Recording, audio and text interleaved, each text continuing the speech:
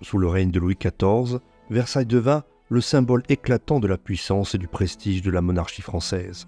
Ce palais somptueux, avec ses immenses jardins et ses salles luxueusement décorées, incarnait la grandeur de la cour et du roi. Louis XIV, surnommé le Roi Soleil, y centralisa son pouvoir, attirant à lui des milliers de nobles qui espéraient bénéficier de ses faveurs. Le château de Versailles n'était pas seulement une résidence royale, mais aussi le centre névralgique du royaume où se jouaient les intrigues politiques et où la vie sociale de la noblesse française atteignait son apogée. Cependant, derrière cette façade de magnificence se cachait une réalité bien moins reluisante, l'hygiène et la propreté. À une époque où les pratiques sanitaires étaient encore rudimentaires, la vie à la cour se déroulait dans des conditions qui souvent étaient en décalage avec l'image fastueuse du palais. L'absence de système d'assainissement moderne, les bains rares et la promiscuité faisaient de l'hygiène un défi constant pour les résidents de Versailles, malgré le raffinement apparent.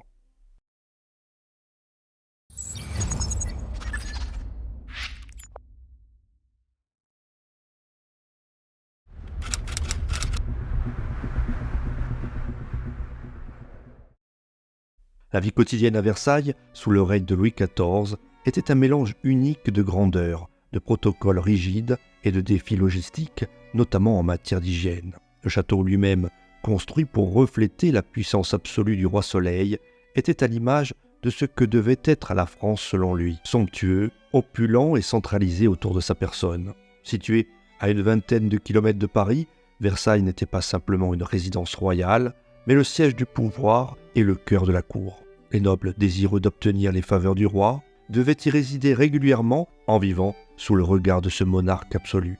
Le château de Versailles était une véritable ville dans la ville. Il abritait non seulement Louis XIV et sa famille, mais aussi une multitude de courtisans, de nobles, de serviteurs, d'artisans et de fonctionnaires. À son apogée, on estime que plus de 10 000 personnes pouvaient résider ou travailler à Versailles à un moment donné. Cela incluait des nobles venus de tout le royaume qui occupaient des appartements parfois modestes en fonction de leur rang à la cour. Ils passaient leur journée à tenter d'obtenir l'attention du roi dans une compétition acharnée pour les titres, les charges et les honneurs. Ils étaient accompagnés de leurs serviteurs qui veillaient à leur confort et s'assuraient que chaque détail de leur vie quotidienne était pris en charge. Il y avait également une multitude d'artisans tels que les cuisiniers, les jardiniers, les couturiers et les coiffeurs qui travaillaient jour et nuit pour maintenir le niveau de luxe que Louis XIV exigeait. Vivre à la cour de Versailles signifiait être constamment entouré d'autres personnes avec peu d'intimité. Les appartements étaient souvent petits et mal ventilés, surtout pour ceux qui n'appartenaient pas à la haute noblesse. Les nobles de second rang devaient se contenter de pièces étroites et mal éclairées, situées loin des parties principales du château. Même les membres les plus importants de la cour partageaient souvent des espaces avec leurs serviteurs. Cette promiscuité avait un impact direct sur la vie quotidienne, notamment en matière d'hygiène. Dans un espace aussi clos et surpeuplé, il n'était pas rare que des désagréments liés à l'hygiène apparaissent rapidement. L'hygiène à Versailles était un véritable défi. Les conditions sanitaires y étaient loin d'être idéales. Il n'y avait pas de système d'égout moderne et les fosses d'aisance étaient souvent situées trop près des lieux de vie, générant des odeurs nauséabondes. Les toilettes étaient rares et rudimentaires, beaucoup utilisaient des pots de chambre que les serviteurs devaient vider régulièrement. Pourtant, avec le nombre élevé de résidents, cette tâche devenait difficile à gérer. Il n'était pas rare que les résidents se débarrassent de leurs eaux usées par les fenêtres, une pratique qui n'était pas seulement commune à Versailles, mais répandue à cette époque. L'absence de salles de bain privées posait également problème. Contrairement à aujourd'hui, les salles étaient rares et perçues avec méfiance. Beaucoup pensaient que l'eau ouvrait les pores de la peau aux maladies. Au lieu de se laver régulièrement, les nobles utilisaient des parfums, des poudres et des linges humides pour masquer les odeurs corporelles. Les perruques, qui étaient extrêmement populaires à la cour, ajoutaient un autre défi en matière de propreté, car elles devaient être poudrées régulièrement et étaient souvent infestées de poux. Les serviteurs passaient des heures à entretenir les vêtements et les accessoires de leurs maîtres pour maintenir une apparence impeccable, bien que cela ne reflète pas nécessairement une véritable propreté. Cette approche de l'hygiène reflétait les valeurs de l'époque où l'apparence et le statut social primaient sur la réalité des conditions de vie. À Versailles, tout était une question de paraître. Le faste et la magnificence du château devaient cacher les réalités plus sombres de la vie quotidienne. L'importance de l'étiquette, qui dictait presque chaque mouvement de la cour, ajoutait à cette obsession de l'image. Les courtisans passaient une grande partie de leur journée à se préparer pour apparaître devant le roi, s'assurant que chaque détail de leur tenue était parfait. Pourtant, derrière ces apparences soignées, les défis pratiques de la vie dans un espace aussi peuplé étaient constants. Le nombre élevé de personnes vivant à Versailles accentuait ces problèmes. Avec des milliers de nobles et de serviteurs entassés dans le même espace, les conditions d'hygiène se dégradaient rapidement. Les odeurs se répandaient facilement et les maladies pouvaient se propager rapidement dans un environnement aussi confiné. Bien que le palais ait été régulièrement nettoyé, les méthodes de nettoyage de l'époque étaient loin d'être efficaces par rapport aux normes modernes. Le manque de ventilation dans certaines parties du château, combiné à la surpopulation, rendait l'air souvent étouffant et chargé d'odeurs.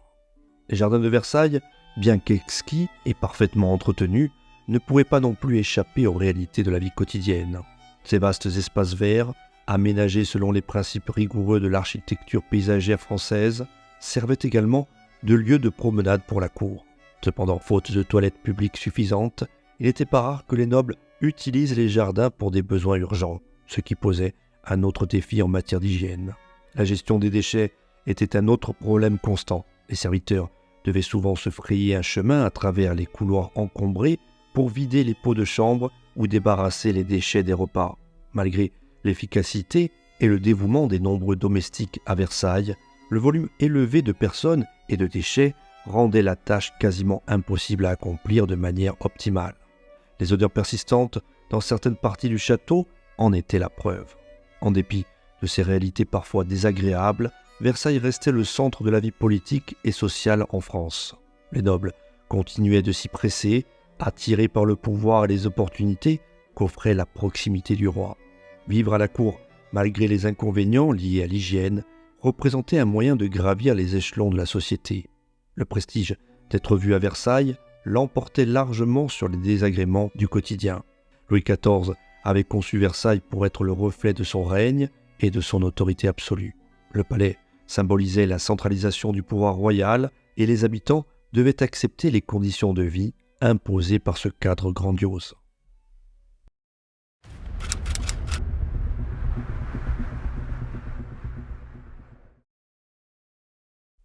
Les pratiques d'hygiène à la cour de Versailles étaient régies par un mélange de rituels quotidiens, de conventions sociales et d'idées préconçues sur la santé et le bien-être. Bien que l'image de la cour soit souvent associée à un luxe extrême et à un raffinement sans égal, la réalité des pratiques d'hygiène de l'époque était plus contrastée. Si l'apparence et l'entretien de soi étaient cruciaux pour maintenir une bonne position sociale, cela ne se traduisait pas nécessairement par une propreté au sens où nous l'entendons aujourd'hui. Les membres de la cour étaient davantage préoccupés par leur présentation extérieure que par les questions d'hygiène corporelle stricte. Dans ce contexte, les rituels de propreté étaient symboliques autant qu'utilitaires. Le lavage des mains était l'un des rares gestes d'hygiène réellement observés à la cour. En effet, dans une société où l'on mangeait souvent avec les doigts, il était important de se laver les mains avant de participer à un repas ou prendre part à certaines activités publiques. Les courtisans se lavaient les mains avec de l'eau versée par des serviteurs dans des bassins spécifiques, bien que l'eau utilisée ne fût pas toujours très propre. Ce geste, plus social que véritablement sanitaire, marquait un respect des convenances et des rituels de la cour. Cependant, il ne faut pas s'imaginer que ce lavage se faisait avec du savon comme nous le connaissons aujourd'hui. Souvent, l'eau seule suffisait, parfois agrémentée d'herbes parfumées, pour donner une sensation de fraîcheur. L'utilisation des parfums jouait un rôle majeur dans les pratiques de propreté à la cour. Le parfum, véritable signature sociale, servait à dissimuler les odeurs corporelles plutôt qu'à les éliminer. Le XVIIIe siècle a vu un véritable engouement pour les fragrances et cela s'est traduit par une utilisation abondante des parfums à Versailles. Les nobles, hommes comme femmes, se couvraient de senteurs raffinées fabriquées à base de fleurs, d'épices ou de musc. Les perruques omniprésentes à la cour étaient elles aussi parfumées, souvent pour masquer l'odeur des poudres et la sueur accumulée sous ces lourds accessoires. Le parfum était tellement intégré dans la vie quotidienne que certains nobles portaient des petites boîtes appelées pomandeurs, remplies de substances odorantes qu'ils tenaient près du nez pour échapper aux effluves désagréables qui pouvaient émaner de leur environnement immédiat. Paradoxalement, les bains étaient extrêmement rares à la cour, malgré la richesse et les ressources disponibles. La réticence à prendre des bains avait des raisons à la fois culturelles et médicales. À cette époque, beaucoup pensaient que l'eau chaude ouvrait les pores du corps, exposant ainsi celui-ci à toutes sortes de maladies. En conséquence, se baigner était perçu comme dangereux pour la santé et de nombreuses personnes évitaient de le faire aussi longtemps que possible. Louis XIV lui-même, qui dictait une grande partie des mœurs de la cour, n'était pas connu pour se baigner fréquemment, préférant les lavages partiels avec des linges humides. Cette abstention des bains était également liée aux croyances religieuses qui associaient la nudité à l'impureté morale. Quand les bains étaient pris, ils étaient souvent considérés comme un traitement médical plutôt que comme une routine d'hygiène. Les médecins recommandaient parfois des bains pour traiter des maladies spécifiques ou apaiser les douleurs musculaires, mais jamais comme un moyen de se nettoyer le corps au quotidien. Dans ce cadre, l'eau était souvent enrichie de plantes et d'herbes médicinales pour en accroître les effets curatifs.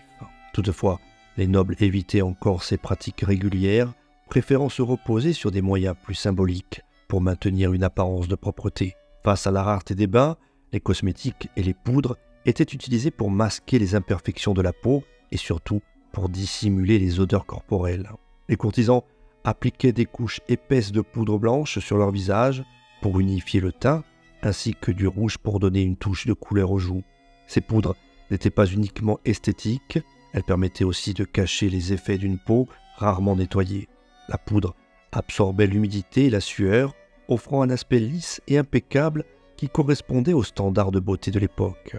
Cette utilisation intensive des cosmétiques créait cependant des problèmes à long terme, car les ingrédients utilisés dans les poudres, comme le plomb par exemple, étaient souvent toxiques et pouvaient endommager la peau. Les cheveux et les perruques faisaient également l'objet d'une attention particulière dans les rituels d'hygiène à Versailles. En raison de la rareté des bains, les cheveux n'étaient pratiquement jamais lavés. À la place, les perruques prenaient le relais, devenant des accessoires incontournables de la mode et du statut social. Elles étaient poudrées pour maintenir leur apparence et leur fraîcheur, et les perruquiers travaillaient longuement pour les entretenir et les coiffer. Les perruques, cependant, étaient parfois infestées de poux, et il n'était pas rare que des solutions parfumées ou de l'alcool soient appliquées pour les désinfecter et prévenir les infestations. Ces méthodes palliatives étaient loin d'être efficaces, et la cour était souvent le théâtre de démangeaisons gênantes que chacun tentait de dissimuler derrière des airs de dignité. Les vêtements jouaient un rôle central dans les pratiques d'hygiène à la cour de Versailles. Les nobles devaient constamment maintenir une apparence impeccable, ce qui signifiait que leurs habits étaient changés plusieurs fois par jour. Les couches de vêtements permettaient de masquer non seulement le corps, mais aussi les odeurs. En effet, les vêtements étaient souvent plus changés que le corps n'était lavé. Les tissus lourds, comme le velours ou la soie, étaient particulièrement prisés pour leur capacité à camoufler les traces de transpiration et à absorber les parfums. Le nettoyage des vêtements était une tâche ardue, effectuée par une armée de serviteurs et de blanchisseuses. Ces derniers devaient jongler avec des techniques rudimentaires et des produits chimiques agressifs pour conserver les apparences des courtisans. La lessive, bien que régulière pour les sous-vêtements et les chemises, restait un luxe coûteux et difficile à réaliser pour les vêtements les plus délicats, comme les robes et les vestes brodées. Pour pallier l'absence de bain et maintenir un minimum de propreté, les nobles utilisaient des linges humides pour nettoyer leur corps. Ce geste, limité à certaines parties du corps comme le visage, les mains et parfois le cou, servait à rafraîchir la peau entre les cérémonies publiques et les rencontres avec le roi. Ce type de lavage ne permettait cependant pas de se débarrasser réellement des impuretés accumulées au fil des jours, mais il offrait une illusion de propreté suffisante pour respecter les normes sociales de l'époque.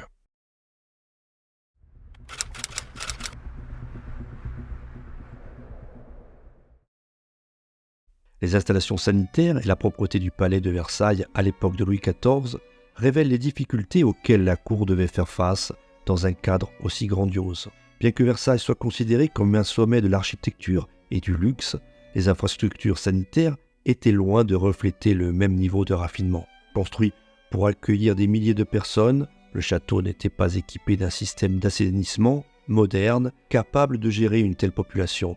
Les toilettes, appelées à l'époque latrines ou garde-robe, étaient rudimentaires et les fosses d'aisance souvent saturées. La gestion des déchets humains et des eaux usées était un défi quotidien dans ce cadre où les normes de propreté moderne étaient encore méconnues. À Versailles, Les installations sanitaires se limitaient principalement à des pots de chambre ou des chaises percées que l'on plaçait dans des garde-robes ou dans des coins discrets des appartements. Ces chaises percées étaient des meubles équipés d'un seau amovible sous le siège qui servait de réceptacle. Toutefois, l'intimité dans l'utilisation de ces installations était rare à la cour. Les nobles partageaient souvent leur appartement avec leurs serviteurs ou d'autres membres de la famille, et la discrétion n'était pas une priorité. Ainsi, il n'était pas rare que ces besoins soient satisfaits en pleine conversation ou en présence d'autres personnes, le tout dans une indifférence générale. Une fois utilisés, les pots étaient vidés par les valets ou les servantes, souvent dans des lieux proches du château, parfois même directement par les fenêtres, contribuant ainsi aux mauvaises odeurs qui envahissaient les alentours. Les fosses d'aisance, quant à elles, étaient des réservoirs souterrains destinés à recevoir les déchets humains collectés par les nombreux serviteurs chargés de la propreté du palais. Toutefois, ces fosses se remplissaient rapidement en raison du nombre élevé de résidents et de visiteurs. Leur gestion était inefficace et elle débordait fréquemment, provoquant des émanations nauséabondes dans certaines parties du château. Les méthodes pour vider ces fosses étaient primitives, consistant en l'utilisation de pelles et de brouettes pour évacuer les matières. Les déchets étaient ensuite transportés loin du château, mais parfois laissés dans les jardins ou les environs immédiats, ce qui contribuait à l'insalubrité générale du lieu. Ces infrastructures rudimentaires posaient d'importants problèmes d'assainissement. En dépit de l'immense prestige de Versailles, les odeurs pestilentielles étaient omniprésentes. Le mélange des effluves humains, des débris alimentaires et des déchets animaux, car les écuries royales et les nombreux chevaux contribuaient également à la situation, créait une atmosphère souvent difficile à supporter. Certaines parties du château, notamment les cours intérieures et les couloirs isolés, étaient particulièrement touchées par ces émanations désagréables. La situation empirait pendant les grands événements où la cour était particulièrement animée, comme lors des fêtes ou des visites diplomatiques. L'afflux de nobles et de visiteurs signifiait une utilisation accrue des infrastructures sanitaires déjà sous-dimensionnées. Les mauvaises odeurs n'étaient pas seulement un désagrément olfactif, elles posaient également de sérieux risques pour la santé. À cette époque, les théories médicales sur la transmission des maladies étaient encore très rudimentaires, et beaucoup croyaient que les maladies étaient causées par les miasmes, c'est-à-dire par les mauvaises odeurs. Par conséquent, l'insalubrité croissante à Versailles favorisait la prolifération des maladies, en particulier dans les périodes de grande affluence. Les épidémies étaient fréquentes et les résidents du château souffraient régulièrement de diverses affections, notamment des infections intestinales ou des infections respiratoires liées à l'air vicié et aux mauvaises conditions d'hygiène. La promiscuité et le manque d'assainissement rendaient également la propagation des infections plus rapide, touchant nobles et serviteurs sans distinction. Face à ces problèmes, la cour de Louis XIV tenta de mettre en place quelques mesures pour améliorer la propreté du palais. Le personnel dédié à l'entretien de Versailles était très important. Des équipes entières de domestiques, valets et jardiniers s'affairaient quotidiennement à évacuer les déchets, vider les pots de chambre et maintenir un semblant de propreté. Le roi lui-même était préoccupé par les questions d'hygiène et ordonna à plusieurs reprises de renforcer les efforts pour garder le palais propre. Par exemple, les tapisseries, tapis et meubles étaient régulièrement battus et nettoyés pour éliminer la poussière et les odeurs. De plus, le lavage des sols, bien que rudimentaire, était fréquent dans les pièces les plus prestigieuses. Cependant, ces efforts restaient insuffisants face à l'ampleur des besoins de la cour. Les jardins de Versailles, qui entouraient le château, jouaient également un rôle dans la gestion des déchets. En effet, nombre d'entre eux étaient déversés dans des zones isolées des jardins ou dans les fossés, contribuant ainsi à l'insalubrité des environs. Les odeurs se mêlaient au parfum des fleurs et des plantes soigneusement cultivées, créant un contraste entre la beauté visuelle du lieu et la réalité olfactive plus désagréable. Certains courtisans et visiteurs se plaignaient régulièrement des conditions sanitaires, mais la grandeur du château et l'importance de la vie politique et mondaine qui s'y déroulait l'emportaient souvent sur ces considérations. En dépit de l'insalubrité généralisée, la cour adoptait des pratiques de propreté qui à l'époque étaient jugées suffisantes. Les nobles se servaient abondamment de parfums pour masquer les mauvaises odeurs et les vêtements étaient changés plusieurs fois par jour pour maintenir une apparence impeccable. Les toilettes étaient sommairement nettoyées par les domestiques qui avaient la tâche ingrate de gérer les débris humains et les ordures. Des essences et des herbes parfumées étaient souvent utilisées dans les appartements et les salles de réception pour améliorer l'atmosphère et rendre l'odeur du château plus supportable. Toutefois, ces tentatives de masquer les mauvaises odeurs ne faisaient qu'atténuer temporairement le problème sans réellement s'attaquer aux causes sous-jacentes. La disposition du palais de Versailles, avec ses immenses pièces et ses couloirs interminables, créait également des défis en matière de gestion des déchets. Certaines parties du château étaient plus faciles à entretenir que d'autres, et les quartiers les plus reculés, ou les moins fréquentés, devenaient souvent des lieux de déversement de déchets non contrôlés. Les serviteurs et les domestiques, en particulier, étaient souvent relégués dans des zones où les conditions d'hygiène étaient encore plus précaires. Les mauvaises odeurs et les infections affectaient donc plus sévèrement les parties du château où résidait la domesticité, créant une hiérarchie de la propreté en fonction du rang social.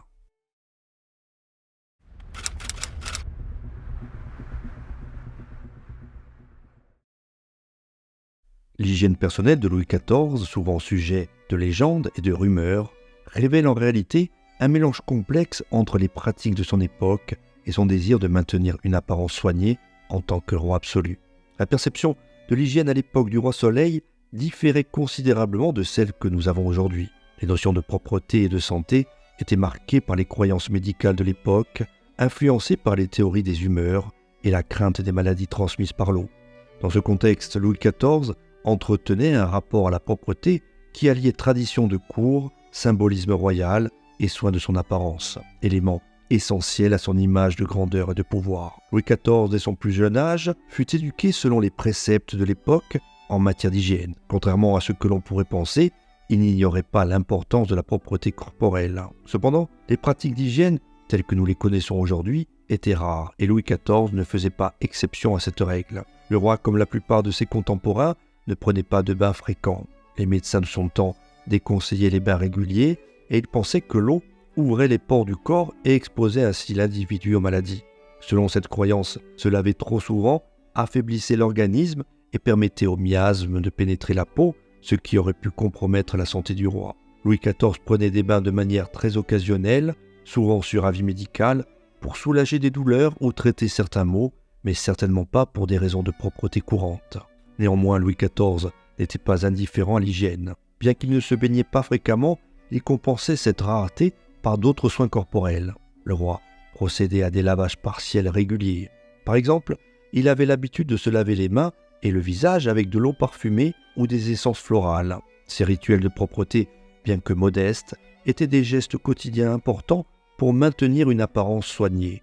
Le lavage des mains avant les repas et lors des cérémonies publiques faisait partie intégrante des mœurs de la cour et témoignait de l'importance accordée à la propreté des parties visibles du corps.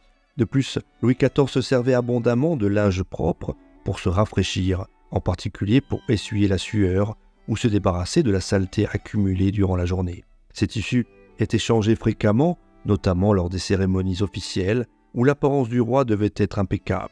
L'un des aspects les plus emblématiques de l'hygiène de Louis XIV était son usage intensif de parfums. Le roi adorait les senteurs raffinées et possédait une collection impressionnante d'eau parfumée, de poudre et de pommades.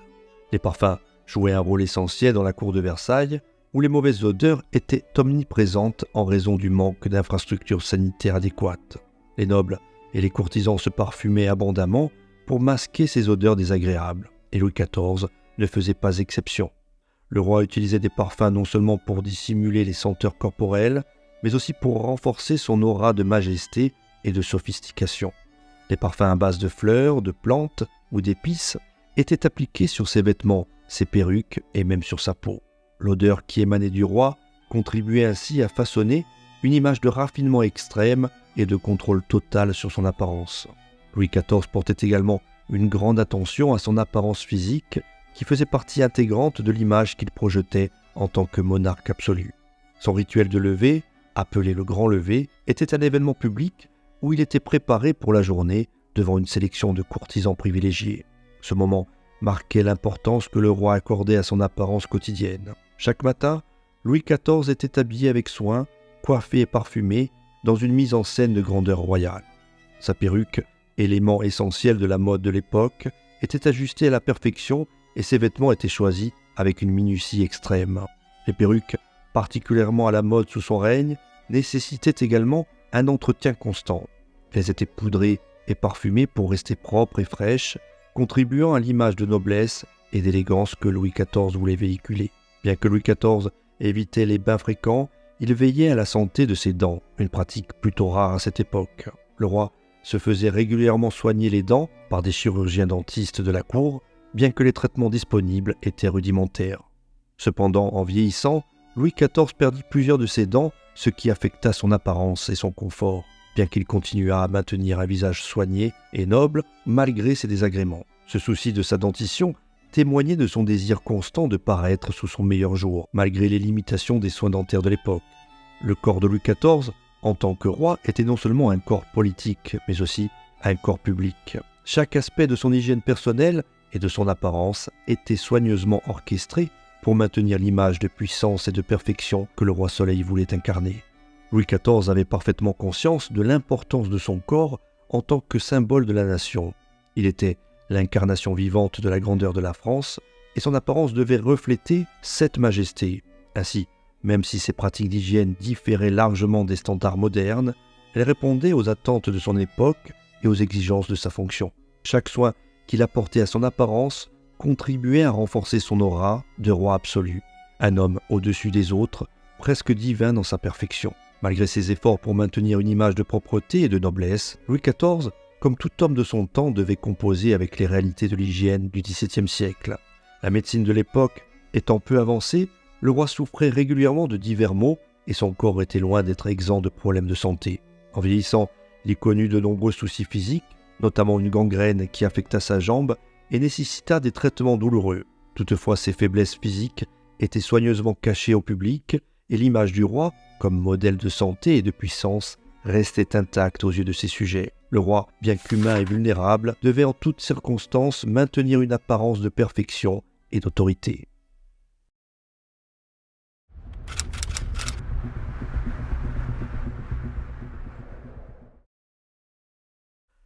Les conditions d'hygiène à Versailles sous le règne de Louis XIV ont eu un impact considérable sur la santé des résidents de la cour et ont contribué à la propagation de maladies qui étaient courantes à l'époque. Les épidémies et les maladies fréquentes à la cour sont souvent attribuées à ce manque d'hygiène, ainsi qu'à la promiscuité entre les résidents du palais. À Versailles, où vivaient des milliers de personnes, nobles, domestiques et artisans, les conditions d'hygiène laissaient beaucoup à désirer, et les efforts pour maintenir une certaine propreté se heurtaient aux réalités d'un espace surpeuplé et mal équipé pour gérer les besoins sanitaires d'une population aussi nombreuse. L'une des principales conséquences du manque d'hygiène à Versailles était la propagation rapide des maladies contagieuses. Les installations sanitaires étaient limitées, avec des fosses d'aisance souvent mal entretenues et des toilettes rares, voire inexistantes dans certaines parties du château. Cette absence de système de drainage efficace faisait que les eaux usées et les déjections humaines s'accumulaient dans des zones proches des espaces de vie. Ces conditions créaient un environnement propice à la diffusion de maladies telles que la dysenterie, la variole et d'autres infections intestinales. La variole, en particulier, était une maladie redoutée à la cour. Elle frappait sans distinction, touchant à la fois les nobles et les serviteurs et causait des ravages parmi les habitants du palais. Malgré l'apparence luxueuse de Versailles, la réalité quotidienne était souvent marquée par des problèmes de santé liés aux mauvaises conditions sanitaires. L'air à l'intérieur du château était également un facteur qui contribuait à la mauvaise santé des résidents.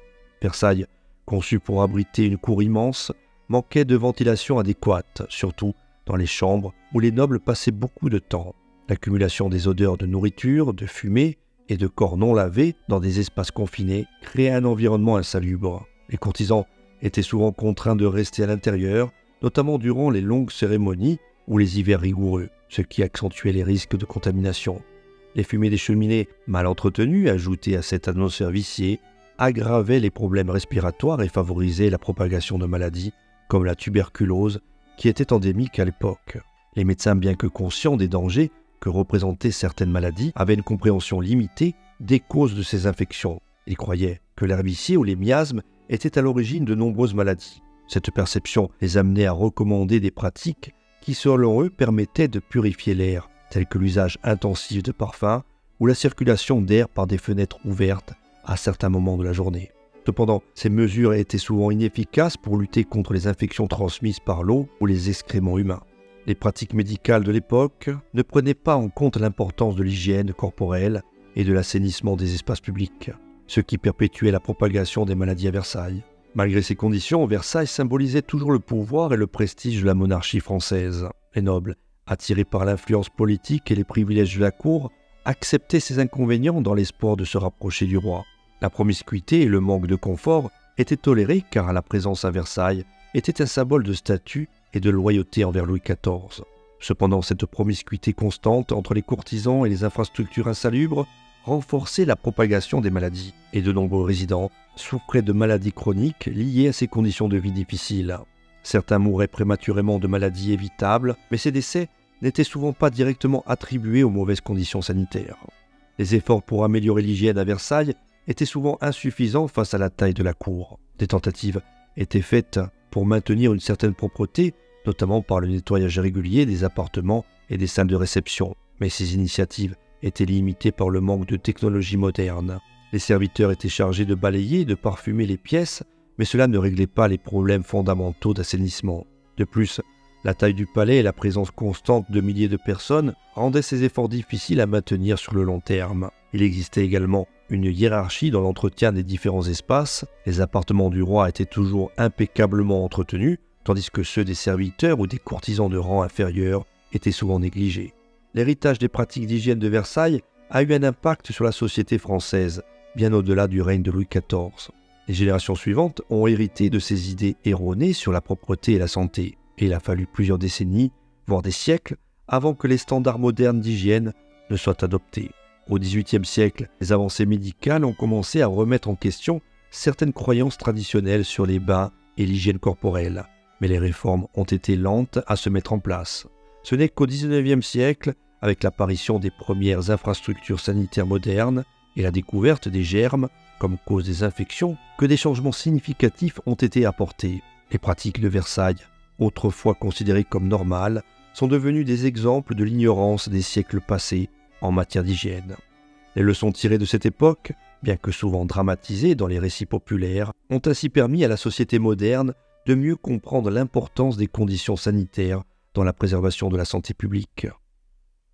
Voilà, merci d'avoir regardé cette vidéo sur l'hygiène à Versailles sous Louis XIV. Si vous avez apprécié et souhaitez soutenir la chaîne, vous pouvez contribuer via Tipeee ou en utilisant le bouton merci juste en dessous. Chaque don m'aide à continuer à vous proposer des contenus de qualité sur l'histoire. N'hésitez pas à explorer mes autres vidéos, comme celle sur la vie quotidienne dans un château médiéval, que je vous recommande vivement. Avant de nous quitter, voici une dernière anecdote surprenante. Bien que Louis XIV ait rarement pris des bains, il se lavait les mains plusieurs fois par jour avec de l'eau parfumée. Le roi Soleil utilisait ainsi jusqu'à 3 litres de parfum par semaine pour maintenir une odeur agréable, malgré les conditions souvent insalubres de son palais.